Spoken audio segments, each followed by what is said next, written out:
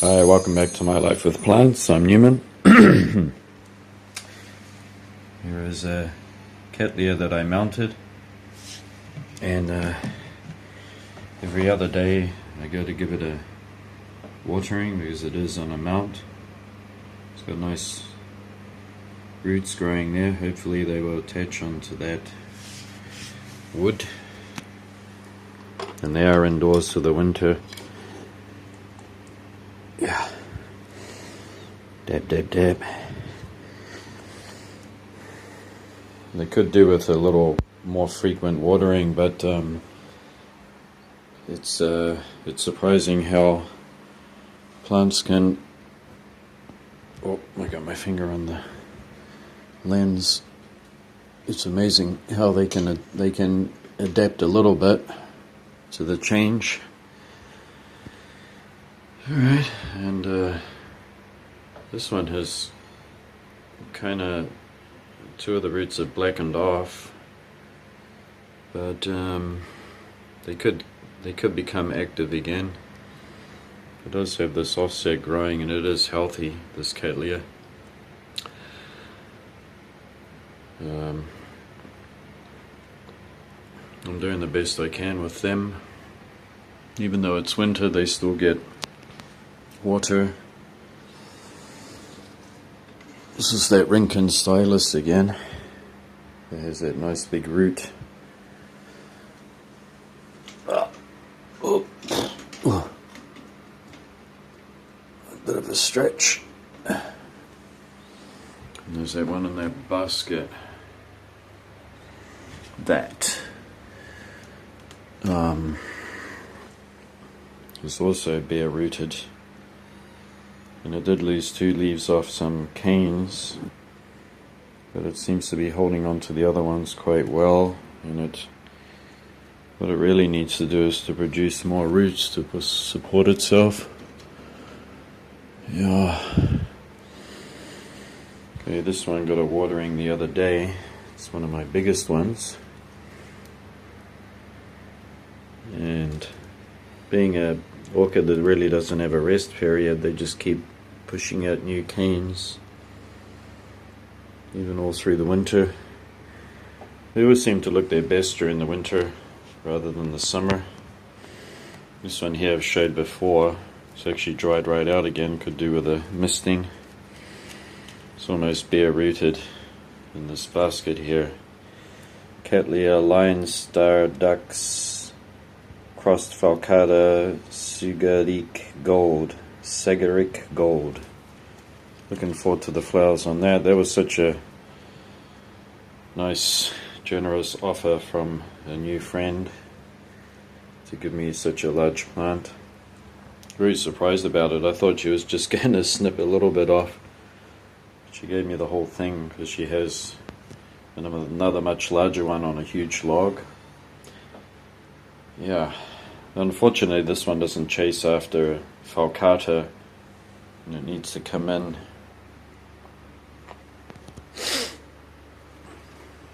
Yes, mounts need to be watered often. I have some here.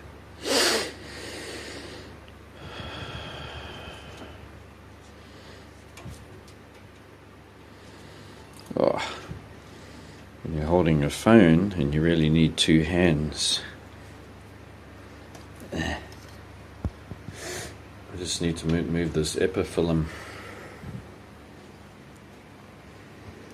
I really love epiphyllums, and I'm always looking online for more of them. This one actually was the freebie, and it grew better than the actual plant that I wanted. It's just a wide flowering epiphyllum. But I am looking at yellow. I like yellows, but a piece of it is quite expensive, so I was just going to buy a whole plant when I see it available in summer. The thing is, the epiphyllums is, when you do grow them from cuttings, it does take a while for it to get big enough to flower. This one is what it looks like after a year and a bit. from a cutting, and the cutting was this segment here without that. So definitely I will repot it into a half potting mix and pumice, and it should take off. It's got a good enough root system that it can grow really well now. Okay, so down here we have this Bulbophyllum lasiacearum. Give it some water, and we got this Coleogene.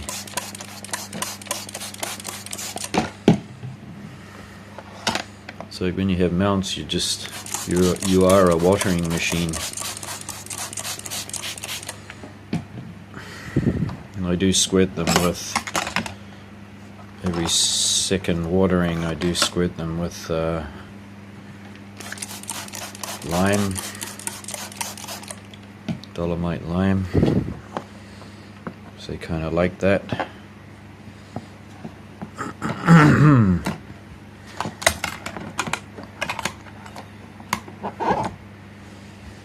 I look like a guy doing juggling because I got the phone here. This one has very lovely flowers on it.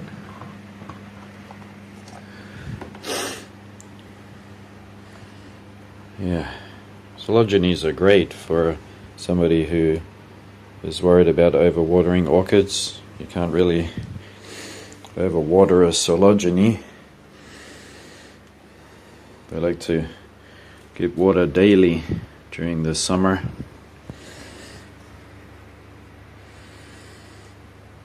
Daily.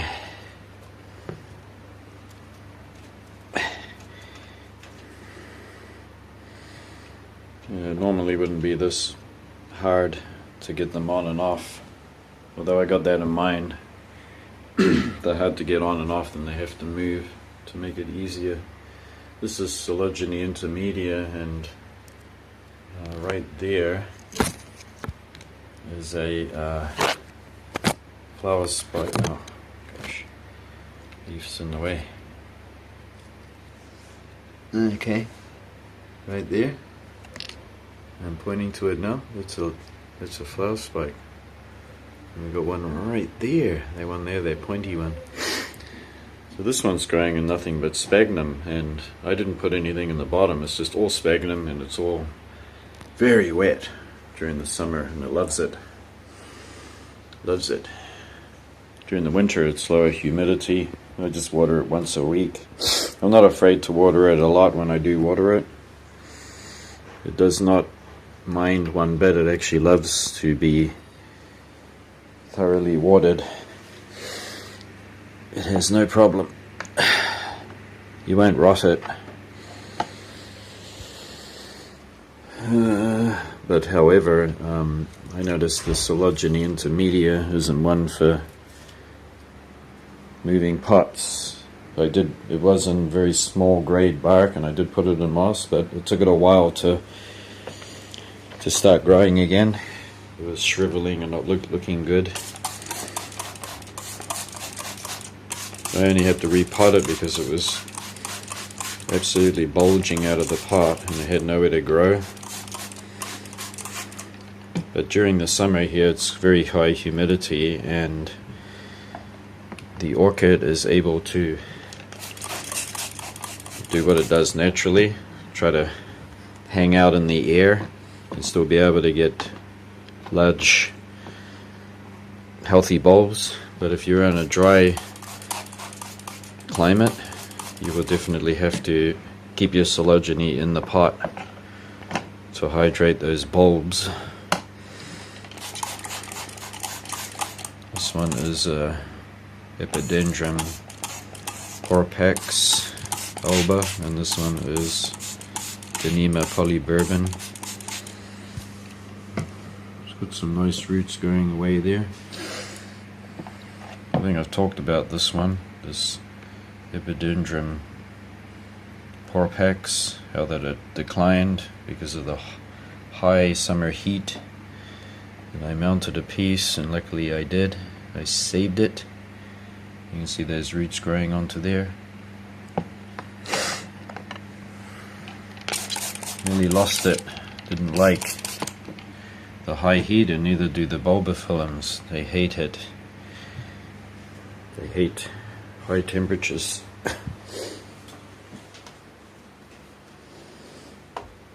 Put this one back.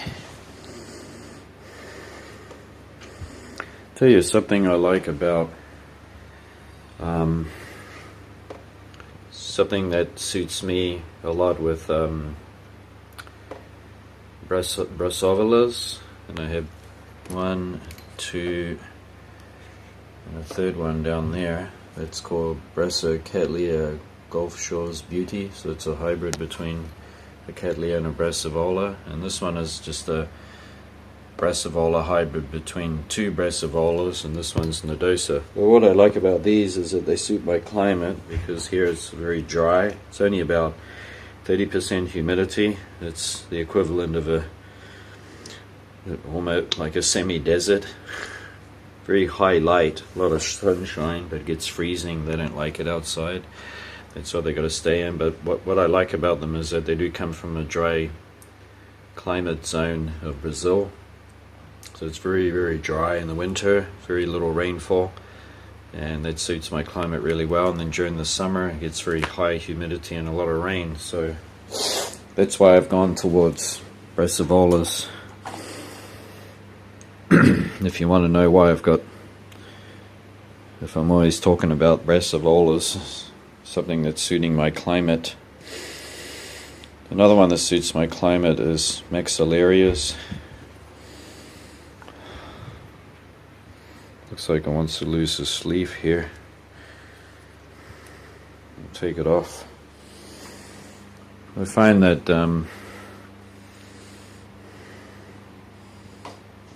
bulbophyllums are not that hardy in my climate. It's a bit extreme for them. They like a mild climate. So I notice that a lot of British growers, they have greenhouses, they have a lot of bulbophyllums, and they don't realize that their conditions are just perfect for them. Even though they come from the tropics, they grow out of the heat in moist forest. And it says hot to cool growing. Okay, so that word hot, you gotta think about it a little bit. It's not hot at all. Not for if it says hot to intermediate for a bulbophyllum, it's not really hot at all. No.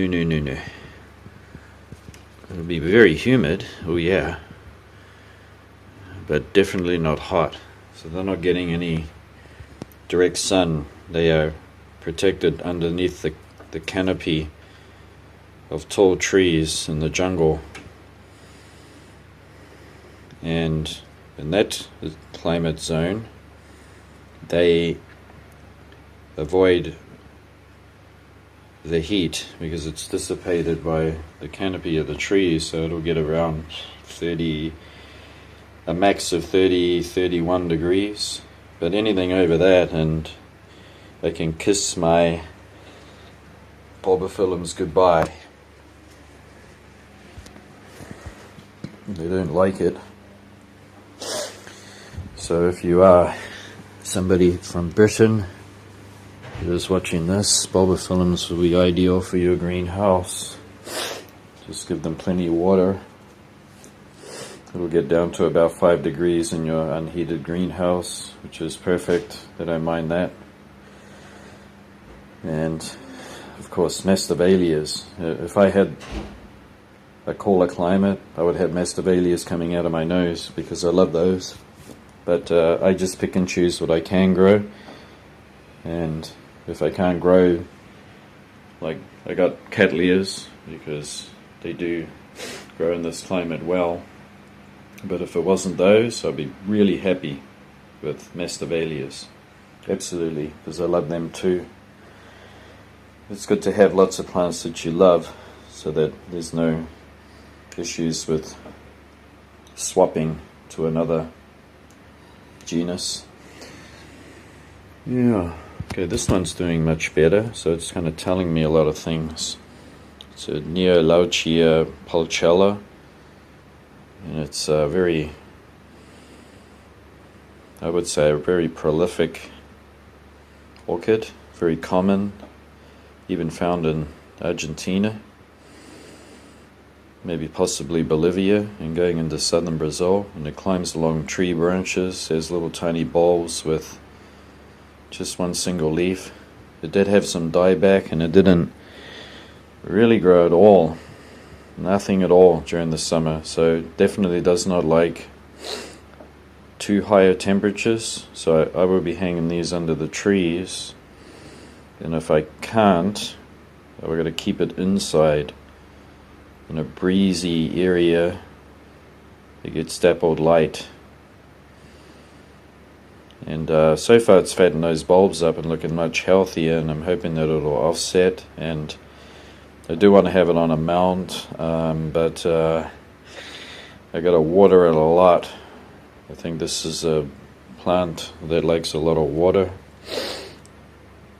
but it's doing much better, which tells you it's a cooler grower. Over here, my Phalaenopsis, just the average jumbo flowering white one, and they're doing very well. You can see there's a gap because one of them had been weakened by the summer heat. There's colossal high temperatures, and I took readings inside, and it could be 35 degrees and over, which is way too much. Alright, you get a lot of information that the Phalaenopsis got to be kept between 15 to 30 degrees, but they don't need 30 degrees. You can have 20 degrees, and it can drop down to 10. And you can see here, look at all the growth, look at the roots. That thing is really huge. If I put my hand there, it's a pretty big plant. They grow much better with that climate. Okay, those 30 degrees, oh yeah, you better have a lot of air movement, a lot. You better have fans blowing around, not directly on them, but kind of like this. So it's causing it, it's making a continuous airflow, because once you get those high temperatures, you got to rescue them from it. The damage is not evident, but it'll show up. And usually with these orchids, it can show up pretty fast. So it has died at the stem. It was all because of the heat. And I know these plants very well. So what I've done is I've had to cut it back, and it's candle wax to seal it off. I always find that candle wax just seals off any wound faster, and it feels really hard, and there's no bad smell or anything. So what this orchid is going to do now is produce roots, and so I didn't have that in view there. See, the candle wax has just sealed it over. I like to use that because it seals it over fast, so no bacteria gets in there, especially for a weakened plant. So there's no more dieback or anything here. It's all fine. It's sitting in slightly moist sphagnum moss. It's got a little bit of activated charcoal in there. That's for fish tanks. This is to stop any impurities, and it just has to produce some roots whenever it feels like it. Being an orchid, we don't know when that is. Yeah, I don't know.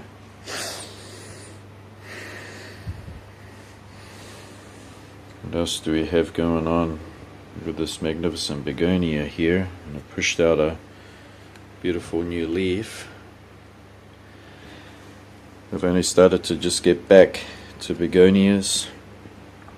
I definitely cannot hang around anywhere near up here on the balcony. It'll have to go downstairs into the shade in the summer. This one's put out a new leaf here. These are just the Rex begonias, so they're not anything that's a species or anything like that. It's been doing really well,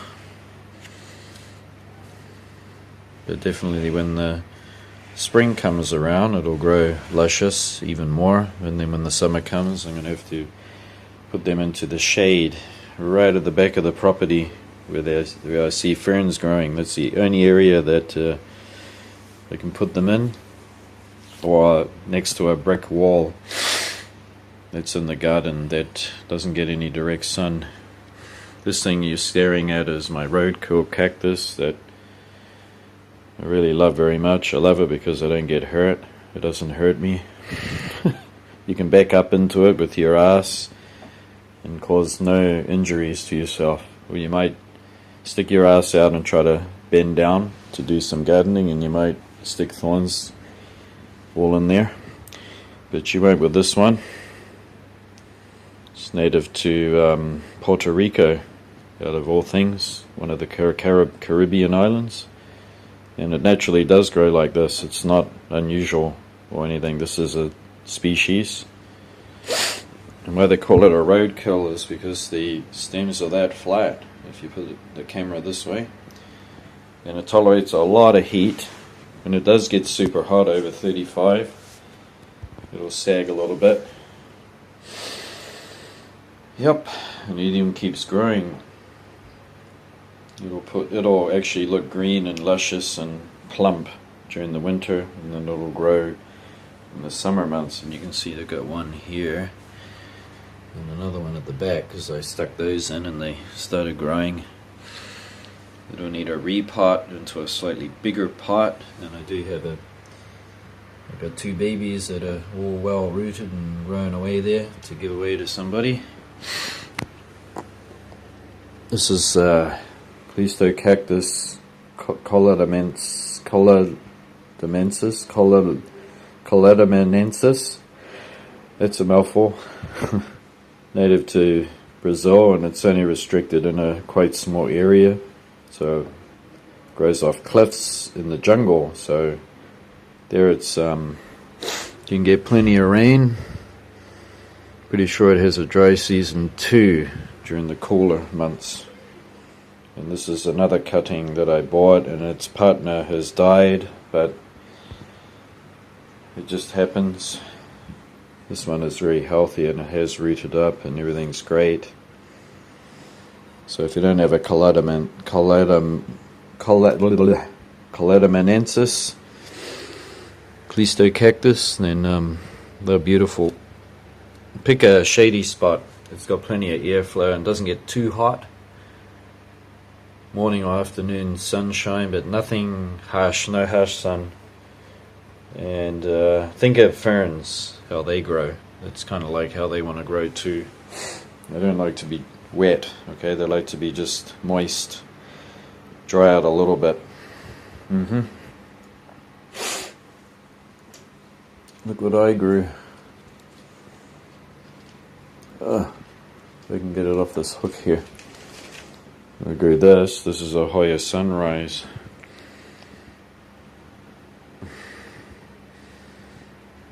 I grew that big luscious plant. Looking for somebody who wants one. I haven't seen any eyes light up for it.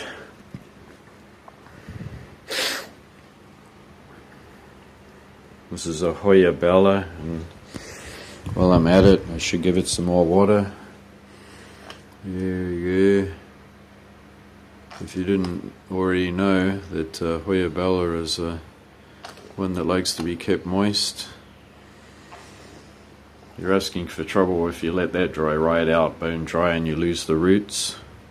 It'll become a spider mite hotel. There's another one here that's right back from the window. And that one too is growing in sphagnum moss and likes to be kept moist. Even a little bit of water on the bottom there so it can drink. As long as you keep them a reservoir with a little bit of water in there, and make sure that you use your pH meter nose so you can go in there and have a sniff. Smells fresh. Smells like fresh moss. If you don't have a nice fresh smell, then you should grab your other bottle that has the Dolomite Lime, because Dolomite Lime is very good. This has got it already mixed up in there. The Dolomite Lime helps to keep the pH. You just put some in there like that. Look. Now I better wipe up because I've dropped some on the... This is a giveaway plant to somebody who wants one. Oopsie, spilled a bit. Didn't mean to. So, yeah. Don't be afraid of Dolomite Lime. Okay, don't freak out now. Don't get scared of using it. I use it. And Dolomite Lime keeps everything fresh and clean. Keeps the plants healthy, as I said before. Whoops. Reservoir's got quite a bit of water in there now, which is fine with that particular plant. What else do we have? I brought this Echinopsis in. It's Callichlora. Unfortunately, it's not that cold hardy. Okay, when it gets down to minus temperatures, it can die or die back unless you got to push right up against the eaves of the house. Sorry about that.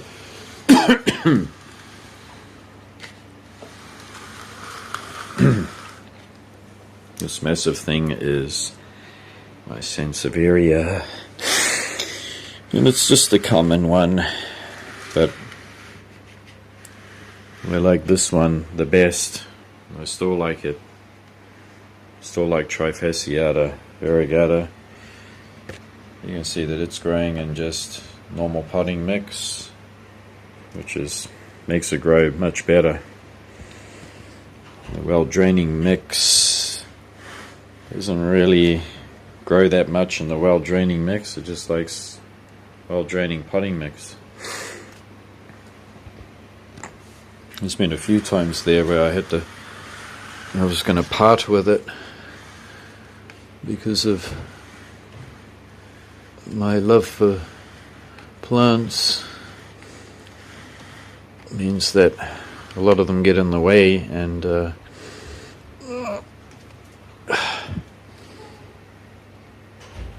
yeah, I couldn't part with this one. It's an upright grower, so it's not like it takes a lot of space. It can be moved around. It's nice. It's decorative. It's a nice plant. You can't get rid of this thing. Alright. Before I go, let me just pop this back a little bit. Right, hang on a minute.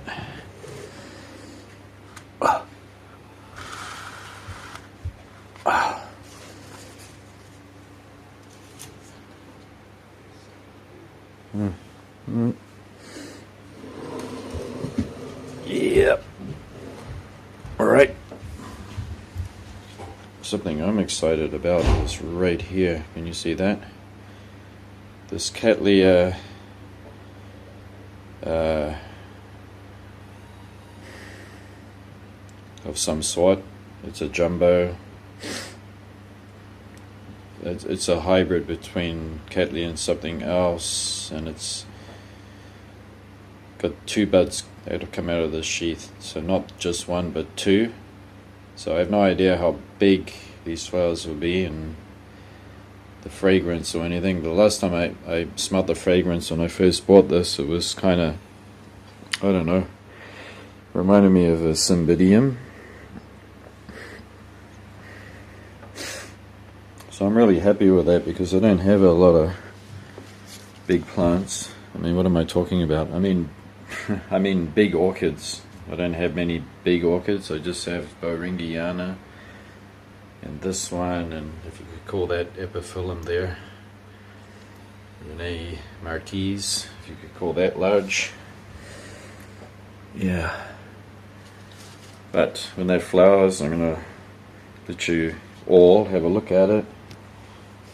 And if you are a viewer that has thousands and, well, not thousands, but hundreds of Cattleyas, then it won't be as exciting because you have an abundance of them flowering all the time. But for me, just to have one flowering like that is very special. Yeah. So also I got this new cane that's been coming out too. And I'll try to put a name to it. If my guess is right, I'll put the name on the screen. It's something or other King. But I can't remember, but I'll put it on the screen there.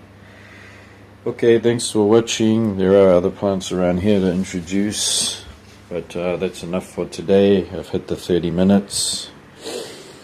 Yeah, alright. We'll catch you again next time. Thanks for watching. Bye bye.